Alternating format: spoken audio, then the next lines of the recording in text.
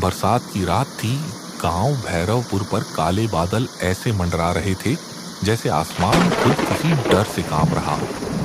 बिजली की चमक में पीपल के पेड़ की परछाई जमीन पर गिरती, जैसे कोई भूत नाच रहा हो। 20 साल पहले उसी कुएं में एक औरत डूब गई थी, ललिता।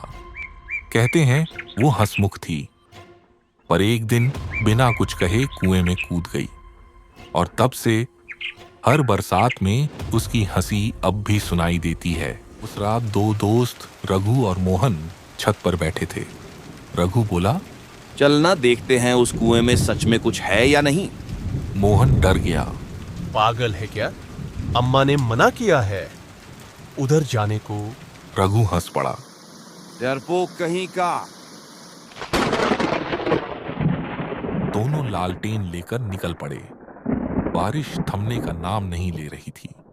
हवा में भीगी मिट्टी की गंध के साथ कुछ सड़ा गला था, जैसे हवा भी डर से कांप रही हो। जब वे पीपल के पेड़ तक पहुंचे तो अचानक हवा थम गई। सन्नाटा इतना गहरा कि दोनों की सांसें तक सुनाई दे रही थीं। कुएं के पास जाकर रघु ने लालटेन नीचे झुकाई। काले पानी में बस अपनी ही परछाई दिखी। लेकिन तभी पानी में कुछ हिला, जैसे किसी ने नीचे से हाथ हिलाया हो। मोहन पीछे हट गया। चलो यहां से, रघु बोला। ठहरो, मुझे कुछ दिखा। वो झुका और तभी एक सफेद हाथ पानी से बाहर आया, ठंडा, गीला और पत्थर जितना भारी। रघु की चीख गूंज उठी, लालटेन गिर गई, बिजली कौंधी और उस पल उन्होंने देखा एक औरत भीगे बालों से मुंह ढके कुएं के किनारे बैठी थी। उसने धीरे धीरे सिर उठाया।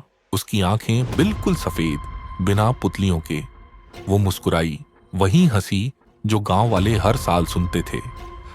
रघु, लौट आया तू, मुझे नीचे छोड़ आया था ना। उसकी आवाज में पानी की गूंज थी, मानो कुएं से ही निकल रही हो। मोहन भागा, लेकिन रघु वहीं जड़ हो गया। और अगले पल उस औरत ने उसका हाथ पकड़ लिया। एक पल में रघु का शरीर पानी में खिंच गया।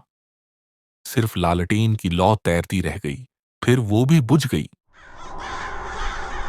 और फिर सुबह गांव वालों ने देखा, कुएं के पास रघु की चप्पलें पड़ी थीं और पानी के ऊपर हल्के से तैर रहा था एक लाल धागा, वही जो रघु ने अपने हाथ में बांधा था। तब से हर बरसात में लोग कहते हैं, अगर कोई उस कुएं के पास जाए तो कुएं से दो हंसियों की आवाज आती है, एक ललिता की और एक रघु की।